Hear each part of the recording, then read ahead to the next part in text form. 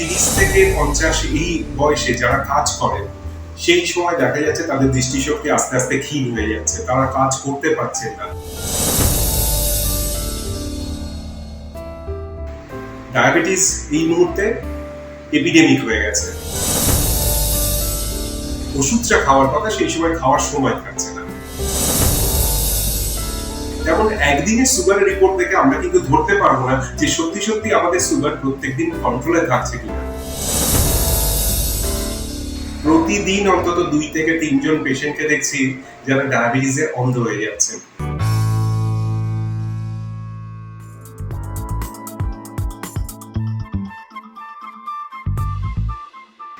Diabetes এই মুহূর্তে ভারতবর্ষের মতো দেশে একটা দুরারোগ্য বিমারি। ডায়াবেটিস এই মুহূর্তে এপিডেমিক হয়ে গেছে। আমি যেহেতু রেটিনাটা দেখি, বার্ট অফ অ্যাটাক ডায়াবেটিসের কিন্তু পড়ে চোখের ওপর এবং কিডনির ওপর।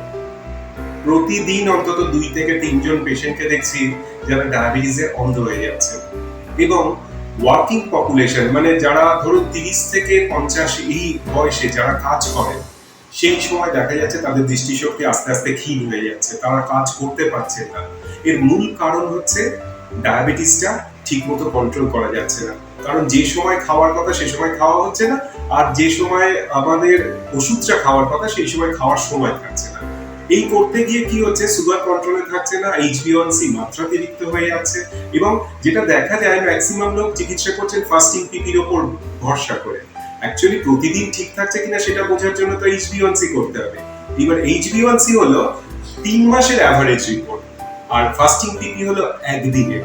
সুতরাং আমরা যেমন একদিন পড়াশোনা করলে পাস করবো না, প্রতিদিন করতে হবে, তেমন একদিনের সুগারের রিপোর্ট থেকে আমরা কিন্তু ধরতে পারবো না যে সত্যি সত্যি আমাদের সুগার প্রত্যেকদিন কন্ট্রোলে থাকছে কিনা।